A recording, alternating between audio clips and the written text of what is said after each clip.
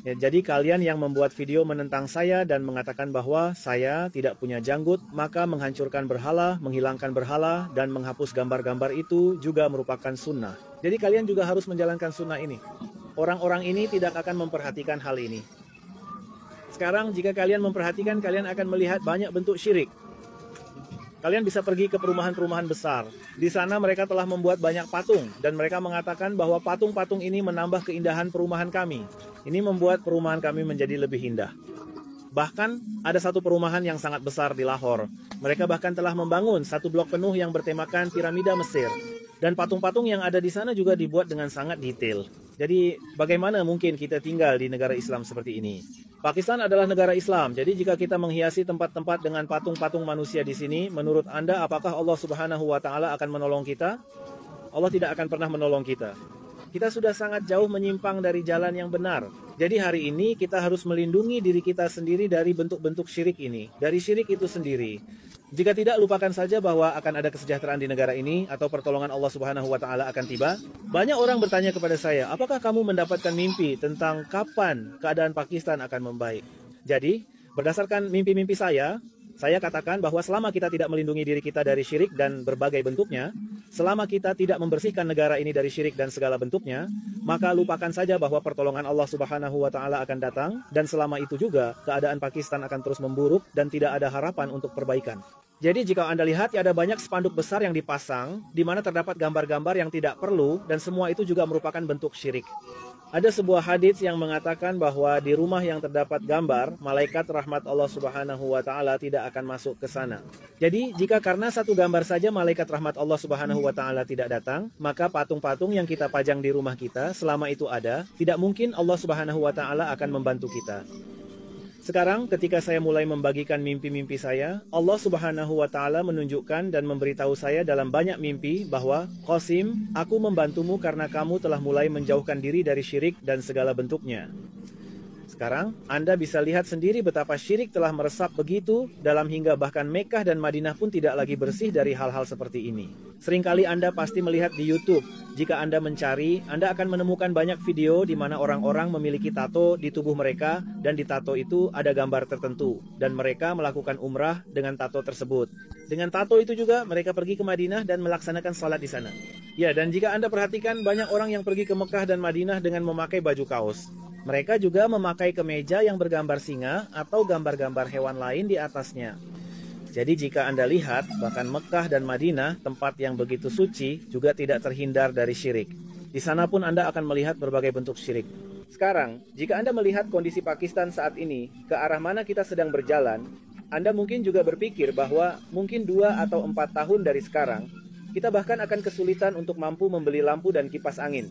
Melihat tagihan listrik yang terus naik dan inflasi yang terjadi, harga bensin pun semakin tinggi. Jadi semua ini terjadi karena setiap rencana yang kita buat, setiap rencana yang dibuat di tingkat pemerintah, tidak ada bantuan dari Allah Subhanahu wa Ta'ala yang menyertai kita. Ketika bantuan Allah Subhanahu wa Ta'ala tidak bersama kita, maka rencana-rencana yang kita buat bukannya berhasil, malah menjadi sebaliknya. Dan kita justru harus mengambil lebih banyak utang dan menyebabkan inflasi semakin tinggi. Jadi ketika Pakistan didirikan, kita mendirikannya atas nama Allah Subhanahu wa Ta'ala. Artinya apa makna Pakistan itu? La ilaha illallah. Dan apa arti dari la ilaha illallah? Yaitu sebuah tempat yang bersih dari segala bentuk syirik. Bukan berarti kita hanya mengucapkan dengan lisan bahwa Allah Subhanahu wa Ta'ala tidak memiliki sekutu, tetapi dalam praktiknya kita justru menghias rumah kita dengan patung-patung, memasang gambar-gambar, dan menonton film-film India. Padahal hampir tidak ada film India yang tidak menampilkan Tuhan-Tuhan palsu mereka. Jadi, ketika seorang Muslim menonton film India, dan di dalamnya mereka menampilkan Tuhan-Tuhan palsu, lalu memperlihatkan bahwa sang pahlawan sedang gagal, dan Tuhan palsu itu membantunya hingga ia berhasil. Sekarang cerita itu akan dibagikan oleh seorang Muslim kepada Muslim lainnya, dan berkata, kamu juga harus menonton film itu, bagus sekali. Jadi, secara praktik, dia sedang melakukan syirik. Apakah dia mengakuinya dengan lisannya atau tidak, itu soal lain. Tetapi secara praktik, dia memang telah melakukannya. Seperti halnya patung-patung dan gambar-gambar ini, kita juga harus membuktikan secara nyata bahwa kita menjaga diri dari syirik dan segala bentuknya. Sekarang mengenai patung-patung ini, ada beberapa sifat Allah Subhanahu wa Ta'ala. Seperti salah satu sifat keagungan dan kesombongan itu mutlak milik Allah Subhanahu wa Ta'ala semata. Itu adalah sifat Allah. Hanya Allah Rabbul Alamin yang boleh memiliki keagungan dan kesombongan mutlak. Jika selain Dia yang melakukannya, maka itu adalah syirik. Demikian pula salah satu sifat Allah adalah Al-Musawwir, yaitu pemberi bentuk. Jadi semua gambar, patung dan bentuk ini hanya Allah Rabbul Alamin yang dapat menciptakannya. Seperti yang disebutkan Allah Subhanahu wa Ta'ala dalam Al-Quran tentang Nabi Adam alaihissalam, bahwa Allah Subhanahu wa Ta'ala pertama-tama membentuk patung Nabi Adam dari tanah, lalu meniupkan ruh ke dalamnya sehingga Nabi Adam alaihissalam pun hidup. Jadi menurut Anda bagaimana dengan burung-burung yang kita lihat, hewan-hewan yang kita lihat seperti gajah, kuda, dan hewan-hewan lainnya, singa, macan tutul, serta ikan-ikan? Apakah mereka tercipta dengan sendirinya? Tidak.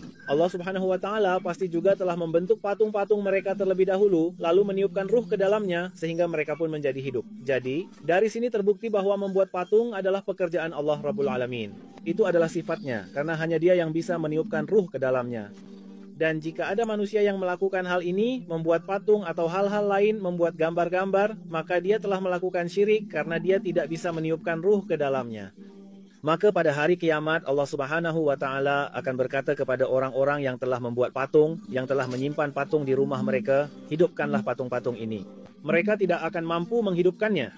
Ketika mereka tidak mampu menghidupkannya, maka Allah Subhanahu wa Ta'ala akan melemparkan mereka ke dalam neraka jahanam. Oleh karena itu, membuat patung dan semua pekerjaan seperti ini adalah hak Allah Rabbul Alamin. Ini bukanlah urusan kita manusia. Khususnya bagi kita umat muslim, kita harus menjaga diri dari hal-hal seperti ini dalam keadaan apapun.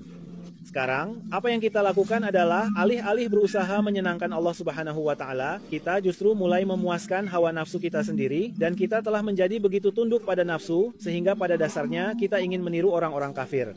Tradisi membuat patung dan menghias rumah dengan patung-patung ini adalah kebiasaan di kalangan orang-orang kafir. Jadi kita telah mengadopsi hal-hal tersebut dari mereka.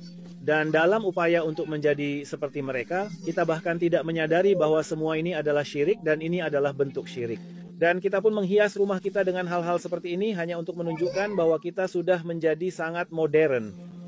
Jadi kita harus melihat bahwa kita harus membuat Allah Rabbul Alamin ridha kepada kita. Dan bagaimana kita bisa membuat Allah Subhanahu wa Ta'ala ridha? Itu hanya bisa dilakukan jika kita melindungi diri kita dari syirik dan segala bentuknya. Jika tidak, lupakan saja bahwa pertolongan Allah Subhanahu wa Ta'ala akan datang atau akan ada kesejahteraan di Pakistan.